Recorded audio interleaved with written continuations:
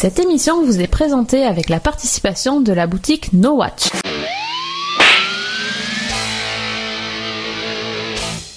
Salut à tous et bienvenue dans Slap, le podcast qui claque pour ne rien rater de l'actu des séries. Cette semaine, Slap voyage dans l'espace et le temps, s'intéresse aux crises des adolescents et se dandine au son de la musique de la Nouvelle-Orléans. Ils ont eu chaud les fans de Fringe, ils ont bien cru que la série de J.J. Abrams vivait ses dernières heures. Mais la Fox a semble-t-il préféré permettre à la série de terminer correctement ses intrigues en lui accordant donc une ultime saison 5, saison qui comportera 13 nouveaux épisodes. Lying Game, la série lancée l'été dernier sur ABC Family, aura une saison 2. L'histoire est très légèrement inspirée de celle de Ringer, car elle est celle de deux jumelles séparées à la naissance, l'une riche et l'autre pauvre.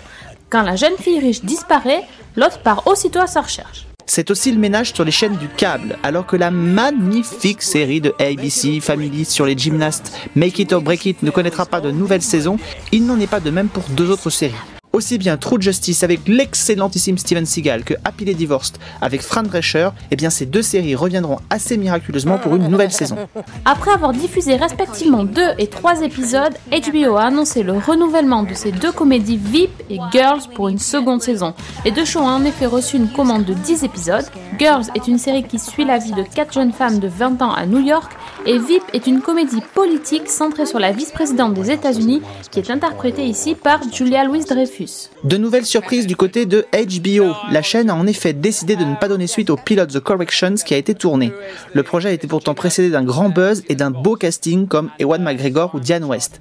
Par contre, Matthew McConaughey et Woody Harrelson, déjà réunis au cinéma dans La Défense Lincoln, seront bien les héros d'un nouveau polar, True Detective. La sitcom Community adore faire des références à la culture populaire et dans l'épisode du 25 avril dernier, elle a rendu hommage à Law and Order. Le gang a en effet enquêté sur le sabotage de l'expérience scientifique d'Abed et Troy. Et l'épisode est alors passé en mode New York Police Judiciaire avec un générique fabriqué spécialement pour l'occasion. Comme dans Law and Order, une moitié de l'épisode était consacrée à la partie policière et l'autre partie était judiciaire. Et avec en prime une guest star de luxe, Leslie Hendricks, qui a joué dans 250 épisodes de la franchise. I can always block the blow, or I can counter it with it. La nuit Doctor Who, c'est le 19 mai sur France 4 de 20h30 à 7h du matin environ et on en sait plus grâce à France 4 sur son contenu, c'est tout juste énorme.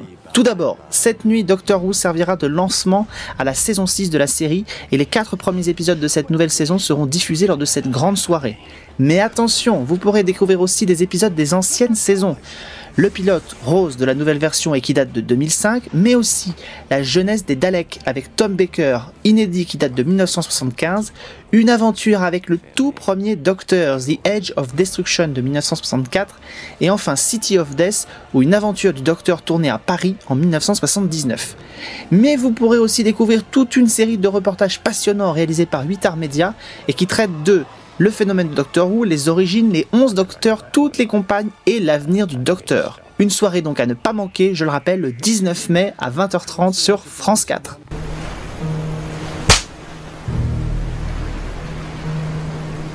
Cette semaine, embarquement pour la Louisiane avec la sortie du DVD de Tremé, saison 2. Il s'agit de la dernière série en date de David Simon, le créateur de Surécoute, qui nous dresse le portrait des habitants de la Louisiane après le passage de l'ouragan Katrina. La série tire son nom d'un des plus vieux quartiers de la Nouvelle-Orléans, le quartier Tremé, qui est aussi un haut lieu de la culture afro-américaine. La saison 2 se déroule 14 mois après le cataclysme et on retrouve avec plaisir les anciens personnages et aussi un tout nouveau personnage, Nelson Hidalgo, un homme d'origine hispanique qui est présent à la Nouvelle-Orléans dans le but de faire des affaires. Les amateurs de musique, et notamment de jazz et de rhythm and blues, seront à nouveau ravis par cette saison.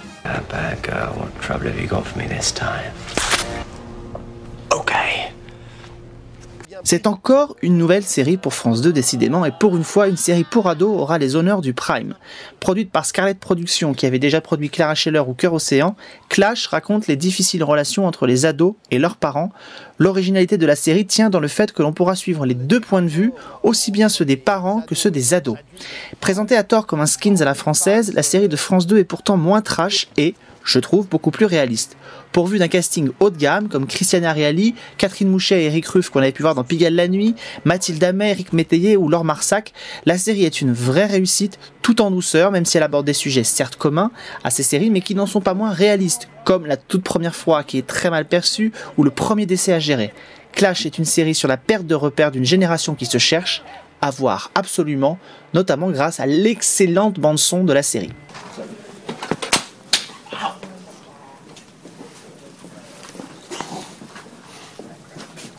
Brendan Hyde de la série Lie to Me va apparaître en guest dans la 3e saison de Covert Affairs.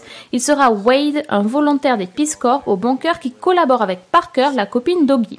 Barry Botswick, qui était le maire de New York dans Spin City, va jouer les guests dans le season finale de la saison 3 de Hot in Cleveland. Il y jouera l'un des anciens partenaires de Victoria Chase à l'époque du soap qui a fait leur gloire, Edge of Tomorrow. Tout un programme.